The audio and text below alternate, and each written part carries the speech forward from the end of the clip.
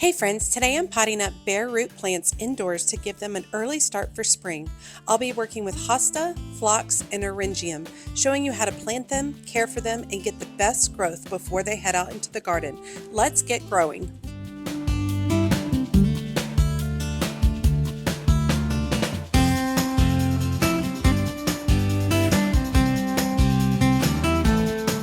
Hey y'all, it's Amanda and this is my Texas Zone 8 garden, and before we dive in, be sure to like this video, subscribe to the channel, and share this with a fellow gardening friend. Okay, we are continuing on preparing for spring. I recently did a bulb and bare root haul that showed everything I picked up from Lowe's, Home Depot, and Costco. And I've already started potting up a bunch of iris rhizomes that I forgot about. I also started potting up some dahlia tubers that I'm using for some containers. And today I want to carry on with potting up bare root perennials. So the bare root perennials we're going to focus on today are hostas, phlox, and eryngium. So let's talk about why we would want to be potting up bare root perennials this early in the season. It allows the roots to establish before transplanting outside. It ensures healthier, faster growing plants in the spring because you're not trying to get the plants to wake up once you plant them outside after the last frost. Instead, you're allowing them to wake up inside under controlled environment, and it just gives them a more robust system prior to putting them outside. And it gives control over watering and soil conditions while they wake up from dormancy. One of the things when you plant a bunch of these out in the spring, you could get torrential rain and rot out a bunch of roots. You could go through a dry spell. You could go through some drastic, late winter, early spring cold snaps that are like exceptionally cold and damaging to the roots. So this just really allows you to control what's going on with these bare roots that you've invested in. All right, and a lot of people ask, well, when do I know, how do I know when to start my bare roots? So it's best to pot them up in late winter to early spring before planting outside when the soil warms. And I'm about 3 to 4 weeks out from my last, my predicted last freeze. And so now it's a great time to go ahead and get them started. I mean, if you're picking them up from Costco and Home Depot and Lowe's and Walmart, you can go ahead and get them started now. All right, so let's talk about some of the varieties we're going to be starting. And I think I'm going to talk about the variety and then we're going to pot up that variety and then we'll go to another one. So let's start with hostas. And hostas are new to me this year. I have not grown them in the current garden that I'm in. I've grown them in other gardens. And I'm really excited because I have a devoted shade garden area that I think this will work really nicely in. I don't love hostas, but I thought starting with this one particular hosta would be helpful, especially after a lot of y'all suggested I try it out. Okay, so this variety is called Blue Mouse Ears Hosta. It's 6 hosta bare roots. This was from Costco for $13.99. These plants are about 6 to 8 inches tall and 12 to 18 inches wide. It's small, rounded, thick blue-green leaves with a slight curl at the edges that form very dense mounds. Partial to full shade, moist, well-draining, rich soil, prefers consistent moisture. Compact size makes it perfect for containers and shade gardens. This variety is slug resistant due to the thick, waxy leaves that it has. So I'm really excited to get this one started. So let's see what we need to do. So anytime you are working with bare roots or bulbs, one of the first things you need to do is inspect the bare roots and bulbs. We're looking for any shriveled or desiccated situations. We're also looking for any kind of moist, mushy, rotted areas. You really want to inspect those roots and bulbs ahead of time because if you plant something that's rotting, it can really contribute to rotting the entire bare root, if not the other bare roots. This one you can actually see is already coming out. Let me bring y'all in a little closer so you can see what's happening. Now, we are supposed to have 6 bare roots in here, and we want to be gentle. And it looks like you always want to be careful when you're inspecting because quite frequently you might have rubber bands on these. And we definitely want to be observant of the rubber bands, making sure that they're removed ahead of time before planting. Let's come in here and we're going to just try to snip those little rubber bands. so that we can spread out our roots and take a look. And it looks like there's 3 plants right here in this little bundle. And look how healthy those roots are. This is Longfield Gardens. It's a good company. Best prices are at Costco for Longfield Gardens. And look at these roots. How gorgeous. Okay, these look great. All right, so basically I'm checking them out and making sure if I feel anything that's mushy or black or just doesn't look good. And I have to say these are absolutely stunning. So feeling really good about all of them. All right, so let's get to the actual planting portion. Okay, so I'm going to move these aside so I don't damage them while I'm handling my soil. And I'm going to be working with my favorite potting soil, Burger BM7. I've been getting a lot of questions about Burger BM7, y'all. This is not a readily available soil in that this is the soil that most nurseries use to pot up their own plants. It's more of like a commercial grade soil. I happen to find it at a location called Homegrown Plants in Farmersville, Texas, and they sell this to the public. And it is sold in other places. You just need to call around to your local nurseries and ask. It's not going to be sold at some place like Home Depot or Lowe's or something like that. If you are local to the area, or maybe you're on an hour or so from our Farmersville, it's worth it to take a little drive over there and buy it there. It is a really great quality soil, which is why it is used quite frequently with nurseries. Now, if you don't have access to Burger BM7, choose your favorite potting soil. All right, we're going to be working with quart containers. And here's the deal about dealing with roots like this, all right? We want to kind of gently spread these roots out a little bit.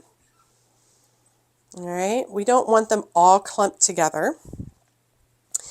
And we have what's called the crown of the plant right here. And we want to make sure that the crown of the plant is just at or slightly below the soil level to prevent rot. If you end up bringing the soil level way above the crown of the plant, it can end up rotting the crown of the plant and you won't end up with much of anything. So I've kind of opened up my roots a little bit. And I'm going to gently put this into my quart-sized container. Now, I'm holding it with one hand, and then I'm kind of gently going to start working my soil a little bit at a time. And I'm going to give it a little bit of a shake. And that's just going to help situate. All right, and there we go. Very simply done to pot this up. We're not putting a lot of pressure on the soil. We're not compacting the soil. We're making it as easy as possible for these roots to move throughout the soil. Also notice that I'm starting with a dry soil. I prefer this dry method better when I'm working with my bare roots because it gets all in between the roots better and leaves less air pockets. And then what I'll do is I'll water it from below, allowing it to soak up the moisture. So let me bring y'all in closer while I pot up the other hostas.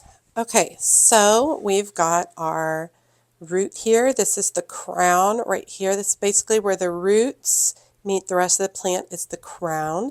And this makes it really easy because this is already kind of creating. I'm going to spread out my roots a little bit, all right, and gently tuck them into the container, supporting it with one hand while I start working it in the soil in with another hand. We're giving it just a light tap just to start working the soil down between the roots. All right, and we can see just a touch of the crown of the plant coming up, just like that. Once again, spreading out my roots. And you could, if your roots are really big, like that one was pretty big, I probably could move that up to a gallon-size pot. Truthfully, I'm running out of space, y'all. So we're going to start these. We're not going to let these grow too far on in these containers before transplanting them outside into the shade garden. So I'm not concerned that the pot's too small for them. Like I said, we're not going to leave it in there very long. I feel like this one's confusing because a lot of the shoots are growing down. I'm still going to go ahead and pot it with the roots going down, and these shoots should resituate themselves. This root is so much smaller than the other ones. Now, hostas can be divided every few years, which is really fun. So you can start with one hosta, and in 5 to 6 years, you could have, I don't know, 4 or 6 of them, okay? This is pretty great. All right, here we go. Let's get these labeled. And I am making sure that I'm putting the date on these as well. Okay, so I have a water reservoir on one of my 10 by 20 trays, and I'm going to go ahead and start lining these up in the tray. And then we'll water from below and allow it to soak up the water from below, which is always a better way to do it with seedlings and bare roots and stuff, because it forces the roots to reach down for the water, which works out great. Okay. So these will need to be watered well. They need to be moist in order to continue to grow. And remember, hostas prefer to be a little bit moist as well. And then they do need bright indirect light. I'm not going to be putting them directly underneath my grow lights. What I'm going to do is put it against like the wall that you guys are on. I'm going to put it against that wall, and they'll get the ambient light from the area without having light just beating down directly on them. These are going to be fun. I can't wait to watch these grow. Okay, next on the list, we're going to be starting Phlox. Also a Costco bare root bulb purchase. It's made by Longfield Gardens, and it's 10 Phlox bare roots for $13.99. We have 2 different varieties, so let's talk about those. The first one is David Phlox. They're about 3 to 4 feet tall and 2 feet wide. Large clusters of pure white fragrant flowers atop sturdy stems. They prefer full sun to partial shade. Moist, well-draining, rich soil, needs regular watering, especially during dry periods.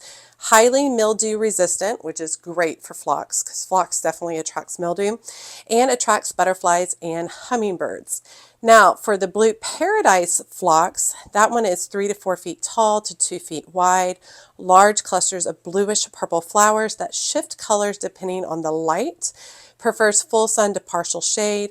Rich, well-draining soil. Prefers regular moisture, does not tolerate drought well. So once again, you're seeing that these have to be well watered. Strong fragrance and excellent cut flower. Changes color throughout the day. Tends to be bluer in the morning and more violet in the afternoon. Both of these varieties are excellent for Texas Zone 8. So if you're interested, definitely check out these varieties. So like always with bare roots, one of the first things we need to do is inspect the bare roots to see what kind of shape they are in. So let me bring you closer so you can see. Okay, they have both of the varieties separated out, which is great. So we'll start with this one, which is the David Phlox. All right, once again, anytime you have your bare roots, you're kind of start looking for potentially a rubber band holding them all together. You have to gently coax some of these apart because I'm not seeing a rubber band of any kind in here that's holding them together. So there I've got one root right there. And it looks like I have a lot more than... Oh, that's right. I'm supposed to have 5. Okay, 1, 2. This one's a pretty weak root, but 3, 4. And this guy is just gargantuan, or is it? What do we got going? Let's see. Oh, yeah, we have an extra root. Okay, we have more than 5 roots in here. Okay, we ended up with 6. Some of these are quite small though. All right, and these are the Davids, and I'm just going to check them out, see if I notice any rotting areas, areas that don't look good. Touch the roots. Make sure nothing feels squishy or like smells rotten. You guys know the difference between the earth, smell of the earth, and something that's rotting. Okay, looks pretty good. All right, I'm going to put these bare roots over to the side, and then we're going to go ahead and open the Blue Paradise. Once again, we should have at least 5 roots in here. We had 6, the David, which is kind of fun. Okay, this one definitely feels like there's more rot. So let's separate these out and then deal with them. It looks like it had a lot of green fresh shoots, but a lot of the green fresh shoots have rotted some. So we're going to have to snip a lot of those off.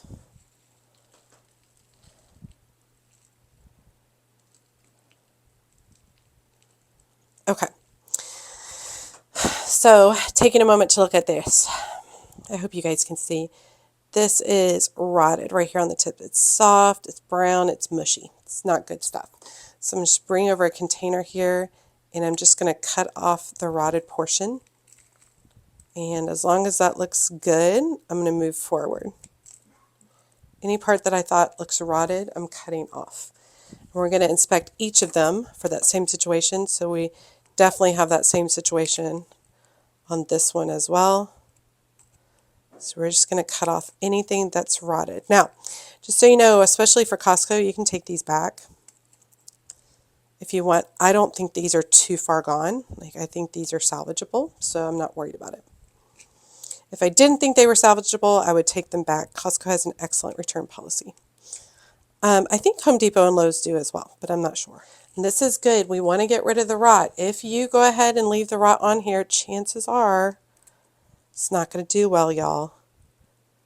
And it'll end up killing the whole bare root when we have a lot of freshness of bare root here too, okay? So a lot of it looks really good and healthy. And the last one, definitely rotting at the end. They were probably just in their bag for too long, which is saying a lot because I got to these pretty early. They also could have gotten bent during the packaging process. The tips could have gotten bent and therefore broke and caused them to rot. Okay. And this extra soil right here, I'm going to go ahead and get that up out of the way since potentially it has some rot in it. We don't want that either. Okay, we're going to work with the same size containers we were working with before, and I think we'll start with the Blue Paradise. And we're looking for the crown and the direction of the roots, all right? So most of these roots are going down. This is the crown. This is right here where you see the roots going down, meeting with the green spots going up, the green parts going up. So that's right there at the crown is where they meet. So the crown is what we want to have. We want the roots going down and we want the crown pointing upwards. And we want the crown just at soil level. So I'm going to spread out my roots a little bit, and I'm going to use the same technique that I use for the hostas. I'm going to support it with one hand and then start working in some soil with the other one, tapping down so that we can start working that soil through the roots. We don't want big air pockets in the roots. And now I'm just kind of coming across, and I really want my crown right there at the soil level, and you can kind of see it upwards a little bit right there. So that's where we want it, right there at the soil level. I'm also not massively compacting the soil. We want the roots to be able to move very easily through the soil. We want the water to move easily, and we'll go with that. Let's do another one of the Blue Paradise. Okay, so here we have another crown. You can actually see some growth from last year. That's this kind of stick right there. And there are some roots that are wanting to work their way upwards. We don't want that. We want those roots to stay down. So hold it in place and start working your soil in. And remember to support that bare root. Give it a little tap so that the soil works its way down through the roots. All right.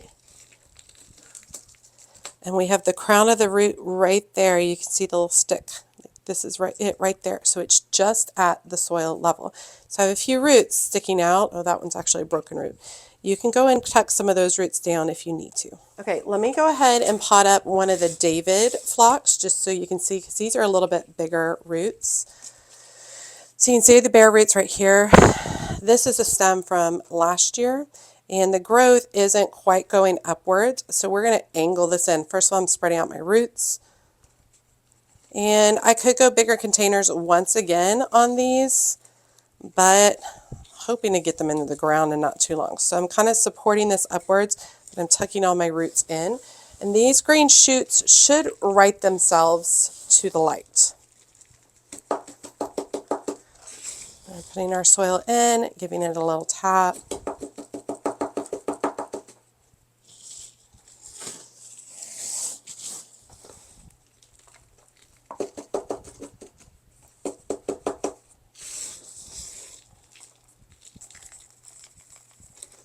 All right, and the crown is just right there at the soil level, so you can still see some of the green shoots.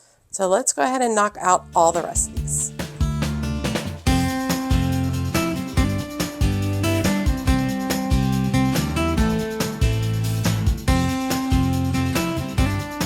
Okay, got all of those labeled. Now, I in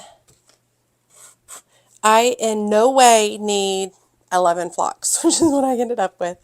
So these will, I'll keep some for myself, and then some will go to Kristen's garden, and then I'll gift them to family and friends and other gardeners in my neighborhood. So definitely keep that in mind. You can go in with somebody to cut down on cost. And you guys can go in on some of the stuff, which I think is always helpful, because it's rare that somebody has a garden big enough that you need 10 new phlox. So there we go, looking really good. Okay, next on the phlox, we do need to keep these well watered and moist, not overly moist, but moist. And we need to have them in bright indirect light until new growth appears. New growth has already appeared on these. However, you have to realize these roots have been in those packages for weeks. And I'm afraid if I put these under my massively bright grow light immediately for 16 hours a day, it's going to be too much. So I'm going to do a couple of days of indirect light, meaning I'm just going to put them against the wall in this room.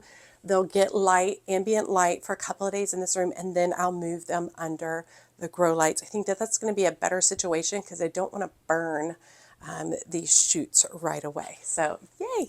And remember, I'm going to be bottom watering everything. I'll do that after, once I got everything done, and allow it to soak up from the bottom. Okay, and last on my list today, Phlox Eryngium. I had so much luck starting these with bare roots last year.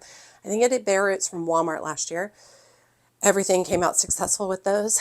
And I've tried to start Eryngium from seed year after year after year and failed over and over and over again. So if you want to grow Eryngium, bare roots are ready to go. So much easier than starting from seed. So this particular variety, this is from Longfield Gardens from Costco as well. It has 6 Eryngium bare roots in here for $13.99. This, did I say 99? 99. This particular variety, it's called Blue Star Eryngium. It's 2 to 3 feet tall by 1 to 2 feet wide, spiky steel blue flowers with thistle-like texture, deeply lobed blue-green foliage, loves full sun, well-draining, sandy or rocky soil, and is very drought-tolerant once established, prefers dry conditions once established, deer and rabbit resistant, and excellent for dried arrangements. And I started 3 of these last year, or 3 bare roots last year, and they did not flower the first year, but they grew beautifully. So I'm really fingers crossed for this year that they do really well, which is why I wanted to go ahead and jump on board and get another round of them started, because I would like to locate them in a new portion of the backyard. Okay, and like always on our bare roots, the first thing we do is inspect them.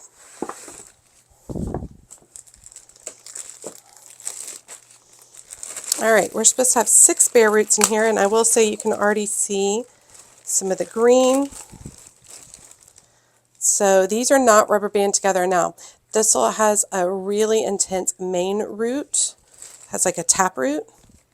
So like this, I think, is technically one of them, but this is molded. So we'll have to look through this. Yeah, so we have a really nice long tap root. Very different from what we were looking at with the phlox and with the hostas. Should be one more in here. Oh, well, that's a sad little root. I don't know about that. Okay, here was the other one, and it is rotted. Okay, so we have one rotted, which is okay. It's not the end of the world. We have another one rotted over here, and I might give it a try. I'm going to go ahead and cut off the tip, and this bottom part of its root is it's rotted pretty far up. All right, we're not going to mess with that one too. We're going to let it go. The other ones feel nice and strong. I don't feel any rotted portions on them. Just taking a minute to touch all those. So we ended up with 4 out of the 6, which I'm not disappointed in, y'all, at all. Like, I'm thrilled. Like I said, if you wanted to with Costco, you could take those back. Okay, and for these, because they have such a strong taproot right here, we don't want to disturb taproots a lot, and we want to give them a lot of space to grow so that when you do go to transplant it, you don't want to mess with it. So we're going to start with a gallon-sized pot. It's because you can see when we plant this in here, there's plenty of room for the taproot. Whereas these smaller ones, it's just not going to do the service that it needs. So I really think at least a gallon, if not bigger, would be the way to go. So let's add some more soil to the table and we'll get going. Now, the other deal with Eryngium is it does better with a sandy soil. So I've got a bag of sand. I'm going to add maybe 1 part sand to 2 parts soil. So you want this to be well draining so that the roots don't rot. And you obviously saw that, 2 out of the 6 had rotted already. So I'm just going to come in and mix up this sandy soil.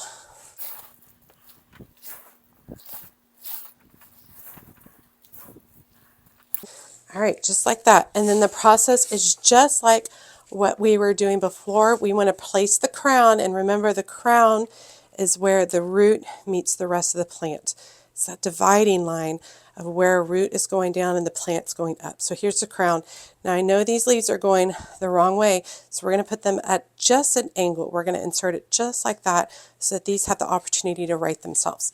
So I'm going to support it right at the crown, and we want the crown to be placed just below the soil level, making sure roots are spread out. Of course, we only have 1 root, so that's super simple and easy. I think I'm actually going to put this down for a second and go ahead and put a good amount of soil in there, and then just kind of come and insert this, and then fill back in. We want nice, well-draining soil because Eryngium does not like to be overly moist. Now, that green shoot should right itself. All right, we're going to go ahead and put some soil to start in. And then we're just going to insert this next root. I have to go down pretty far with that. And I am leaning them to the side a little bit just to make room for the root to fit all the way in the container. I wish I had bigger containers, but I don't. This will have to suffice. I think it'll be fine. I did smaller containers last year, and I know these bigger ones are going to be better.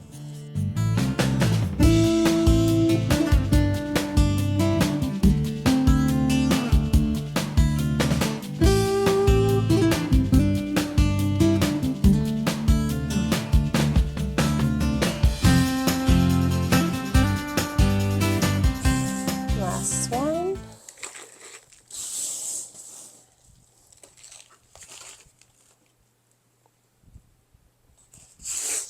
Taproots are kind of nice. These are such strong roots. Taproots are nice because you just kind of stick it in there, which works well. Grab a little more soil, top it off.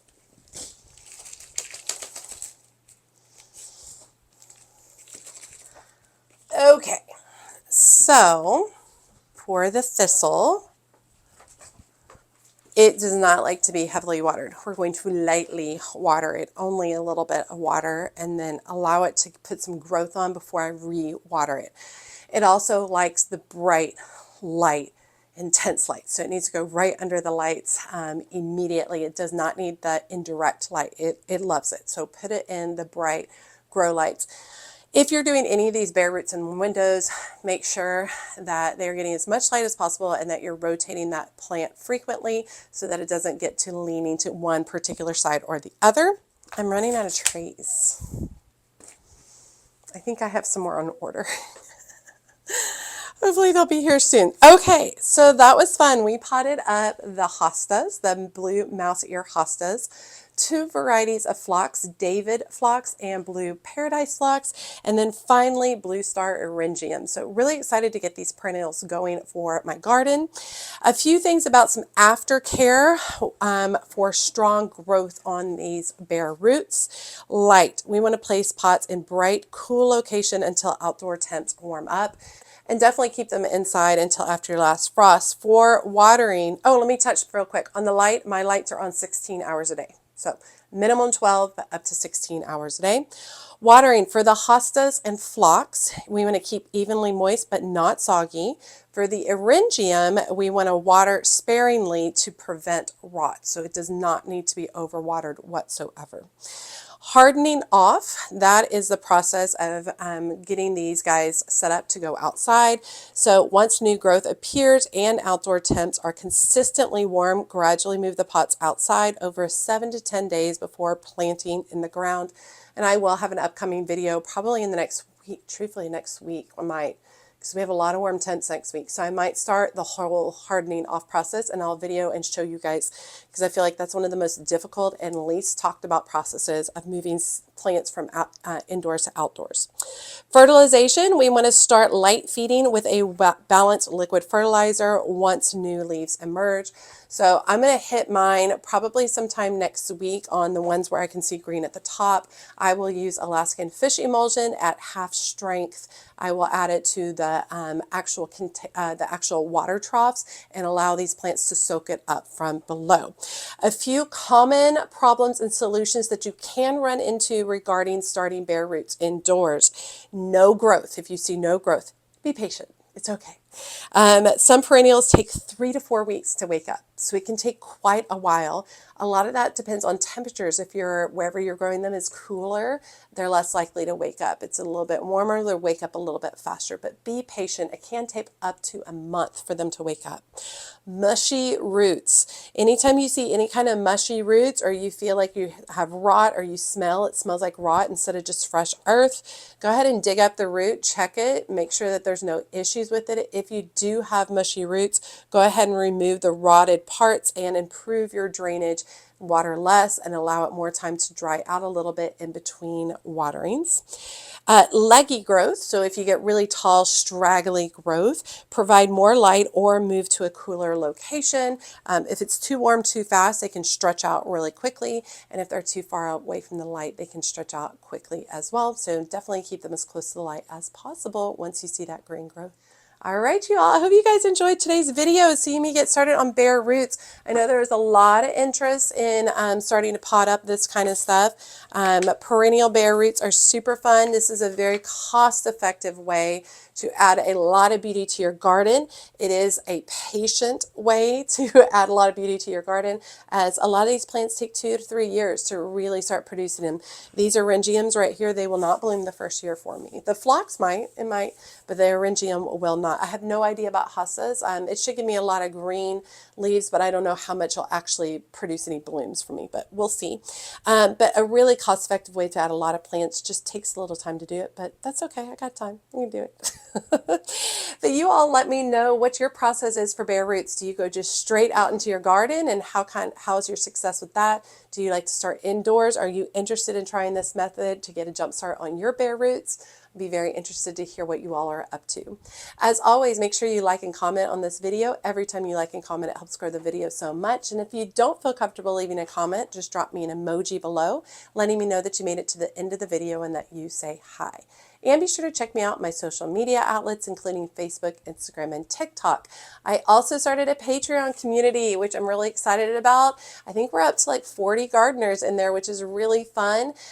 Basically, it's a closed group of gardeners, much smaller group, where we do things like share pictures, give advice. I post on there almost on a daily basis. There's exclusive content, videos and such that are not available other places. And it has tiered levels. There is a free level that allows you to participate in some of the social media aspect. And then there are paid levels that give you more and more access to content the higher up you are on your levels. And I will drop a link for that in my video description below. All right, you all, as always, she's a mad gardener or a decorator or anything else that she wants to be. Thanks, y'all.